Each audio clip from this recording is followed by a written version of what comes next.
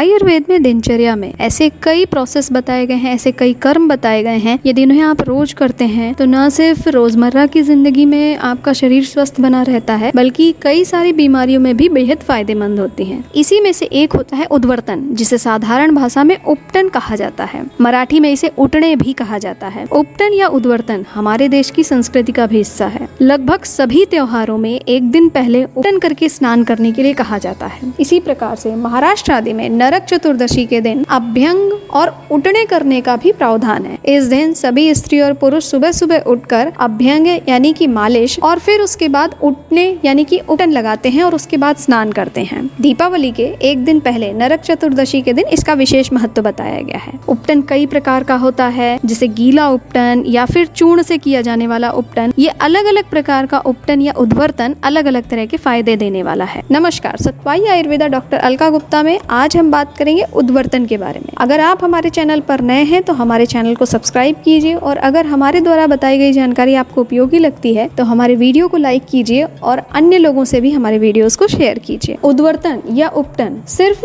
त्वचा की कांति बढ़ाने वाला यानी कि चेहरे पर सुंदरता लाने वाला ही नहीं है, ये बहुत सारे रोगों में भी बहुत लाभदायक होता है। उद्वर्तन के विषय में आयुर्वेद में कहा गया है, उद्वर्तनम कफहरम मेदशः प्रविलायनम स्त्रीकरणाम अंगानाम त्वक प्रसाद करम परम। उद्वर्तनम कफहरम, कफहरम का मतलब है शरीर में कफ अगर कहीं बढ़ा हुआ होता है, जैसे कि शरीर में अगर बहुत ज्यादा फैट बढ़ा हुआ है, कफ के कारण बहुत ज्यादा चिकनाई बढ़ी हुई है, बहुत ज्यादा ऑयलीनेस शरीर में बढ़ा हुआ है, तो इसमें ये लाभ करता है। इसके अलावा मेदसह प्रविलायनम, मेद को विलीन करने वाला यानी कि मेद को कम करने वाला होता है। स्थूलता में यानी कि ओबेसिटी में जब शरीर में फैट बढ़ा हुआ होता है, ऐसे में अगर रोज उद्वर्तन किया जाता है तो ये फैट को धीरे धीरे एब्जॉर्ब करता जाता है और फैट को कम करने वाला होता है। इसके अलावा स्त्रीकरण अंगानाम, मतलब कि ये अंगों में स्थिरता लाने वाला होता है। यदि स्नान के पहले, नहाने के पहले रोज उपटन किया जाता है तो ये जॉइंट्स में, शरीर के अंगों में स्थिरता लाता है, यानी कि स्किन की टाइटनिंग करता है। और त्वक प्रसाद करम, इसका मतलब है ये त्वचा के ऊपर की गंदगी को निकालता है। इस कारण से ये त्वचा के रंग को भी अच्छा करने वाला, तेज को बढ़ाने वाला होता है। इसलिए उपटन या उद्वर्तन केवल त्वचा के लिए ही नहीं बल्कि अन्य तरीके से भी शरीर के लिए फायदेमंद होता है। यही कारण है कि आचार्य चरक ने उद्वर्तन या उपटन को स्थौल्य की विशेष चिकित्सा बताया है।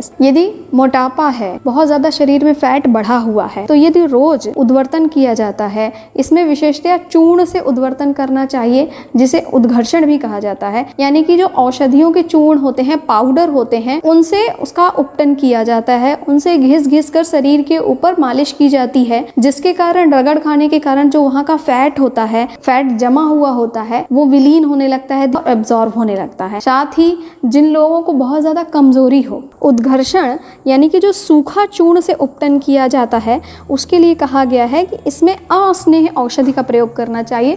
मतलब कि इसमें तेल, घी या किसी भी प्रकार का स्नेह नहीं मिलाना चाहिए और उसके बाद चूर्ण से घर्षण करते हुए, घिसते हुए इसका उपटन करना चाहिए। इससे न सिर्फ कफ और मेद कम होता है, शरीर में जमा हुआ फैट कम होता है, बल्कि शरीर में हल्कापन आता है। इसके अलावा अगर कहीं खुजली बढ़ी हुई है, शरीर पर कहीं चकत्ते पड़ रहे हैं, बार बार इन्फेक्शन हो रहा है या बहुत ज्यादा ड्राइनेस आ रही है, ऐसी स्थिति में भी ये लाभदायक होता है। ये वातहर होता है। अगर उद्वर्तन रोज रोज किया जाता है, वात के कारण हमारे शरीर में कहीं भी दर्द होता है या घुटनों में दर्द होता है, ज्वाइंट पेन होता है, तो ये वात के कारण ही होता है। इसलिए उद्वर्तन को वातहर भी कहा गया है। इसके अलावा कफ और मेद को पिघलाने वाला तो ये होता ही है। इसलिए जिन लोगों को भी मोटापे की समस्या है, उनको रोज चूर्ण से उपटन करना चाहिए। अंगों को स्थिर करने वाला होता है, क्योंकि ये शरीर के अंदर के फैट को पिघला देता है, इसलिए स्किन टाइटनिंग का काम करता है। इसलिए अगर कहीं की स्किन लूज हो गई है, त्वचा बहुत ज्यादा ढीली हो गई है, तो उपटन रोज करना बहुत फायदेमंद है। ये रोमकूपों को खोलता है। रोमकूप जो हमारे शरीर में छोटे छोटे बाल होते हैं, रोम होते हैं। त्वचा के अंदर जो भी तरह की गंदगी होती है वो पसीने के साथ बाहर आ जाती है, शरीर में कांति बढ़ती है और त्वचा के जितने भी रोग होते हैं उनमें फायदा होता है। ये त्वचा के तेज में वृद्धि करता है व त्वचा का जो ग्लो होता है, शरीर की जो चमक होता है, उसको भी बढ़ाता है। त्वचा के लिए उपटन को अति उत्तम बताया बताया गया है। दूसरे प्रकार का उद्वर्तन जो कि स्निग्ध होता है, यानी कि जिसमें तेल, घी, दही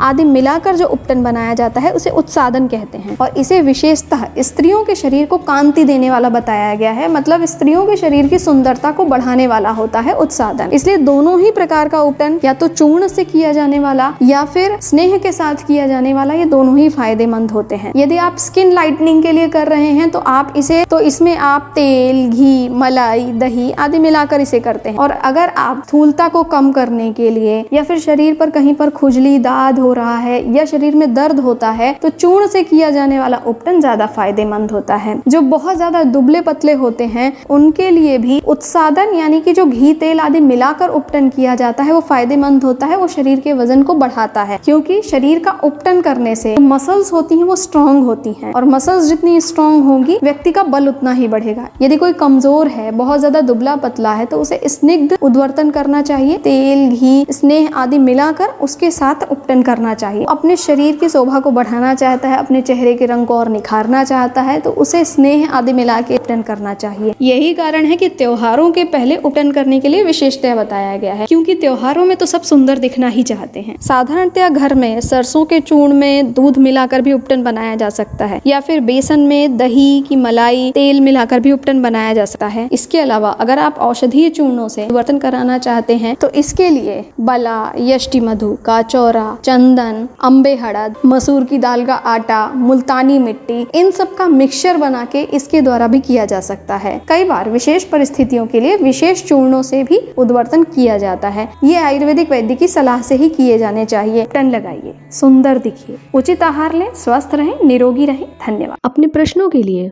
और आयुर्वेद के विषयों के बारे में और जानकारी प्राप्त करने के लिए हमें ज़रूर लिखें, और हमसे जुड़े रहने के लिए हमारे चैनल